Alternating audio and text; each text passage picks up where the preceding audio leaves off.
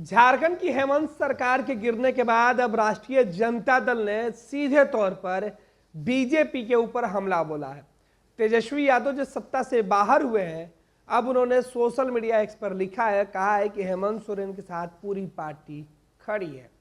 BJP आगामी चुनाव में हार के डर की वजह से ईडी और केंद्रीय जांच एजेंसियों का सहारा लेकर विपक्ष के नेताओं को परेशान कर रही है, डरा रही है, गिरफ्तार कर रही है। हेमंत सोरेन को लेकर राष्ट्रीय जनता दल सहित पूरे देश भर के अंदर जो पार्टियां हैं विपक्ष में, वो सवाल उठा रही है केंद्र सरकार पर। और कहा जा रहा है कि पहले बिहार, चंडीगढ़ और अब झारखंड, जिस तरीके से बीजेपी ने जो सरकार चल रही थी उस सरकार को अस्थिर करने का काम किया है, उससे यह साफ हो गया है कि बीजेपी पूरी तरीके से डरी हुई है। और यही वजह है कि जो सरकार है उसे किसी भी तरीके से गिराना चाहती है, परेशान करना चाहती है। जो लोग विपक्ष में हैं उनको डराने की कोशिश की जा रही है, क्योंकि वो लोग अगर बाहर रहेंगे तो 2024 के चुनाव में बीजेपी को इसका खमियाजा भुगतना पड़ सकता है। और इसी डर से ये पूरा जो कार्रवाई है विपक्ष के नेताओं के ऊपर वो की जा रही है। तेजस्वी यादव क्या कुछ लिख रहे हैं वो हम आपको बता रहे हैं। तेजस्वी यादव ने लिखा है, बिहार, चंडीगढ़ और झारखंड भाजपा ने एक ही सप्ताह में लोकतंत्र और संघवाद को तार तार कर दिया है। चुनावी हार के डर से जांच एजेंसियों के निष्पक्षता खत्म कर एजेंसियों को बीजेपी का प्रकोष्ठ बनाकर केंद्र सरकार क्या क्या कर रही है। अब यह बात किसी से छुपी नहीं है। अहंकार से चूर भाजपा की हेकड़ी अब जनता तोड़ेगी। राजद हेमंत सोरेन जी के साथ खड़ी है।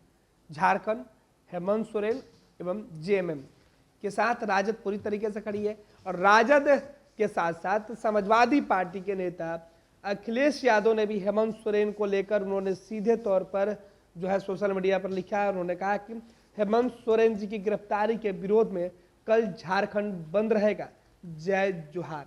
तो अखिलेश यादव आज झारखंड बंद को लेकर जो बातें कही जा रही है, जो दावे किए जा रहे थे, उन दावों के बीच तमाम जो विपक्ष के नेता है वो खुलकर हेमंत सोरेन के समर्थन में उतर चुके हैं। केंद्र सरकार के ऊपर जोरदार हमला बोल रहे हैं और इस पूरे घटनाक्रम को, ईडी की कार्रवाई को विपक्ष के नेताओं को परेशान करने के लिए केंद्र सरकार की साजिश बता रहे हैं।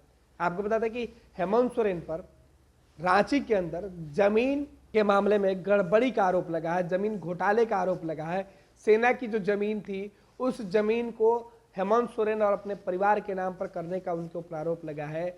जांच के तार जो ईडी को मिले उसमें कई ऐसे जो दस्तावेज थे जो हेमंत सोरेन के खिलाफ थे। उसके बाद हेमंत सोरेन की मुश्किलें बढ़ी और 8 सम्मन के बाद हेमंत सोरेन जवाब देने को तैयार थे। उसके पहले वो न्यायालय भी जा चुके थे, जवाब से बचना चाहते थे, लेकिन ईडी की दबिश लगातार बढ़ती गई और अंत में बुधवार की रात यानी कि 31 जनवरी को हेमंत सोरेन को ईडी ने पहले उन्हें लेकर राजभवन पहुंची, उनका इस्तीफा दिलवाया और इस्तीफा दिलवाने के बाद उनको गिरफ्तार कर ली। और अब राष्ट्रीय जनता दल, समाजवादी पार्टी सहित तमाम जो विपक्ष की पार्टियां हैं वो हेमंत सोरेन के पक्ष में खड़ा होकर सीधे तौर पर केंद्र सरकार को कोस रही हैं।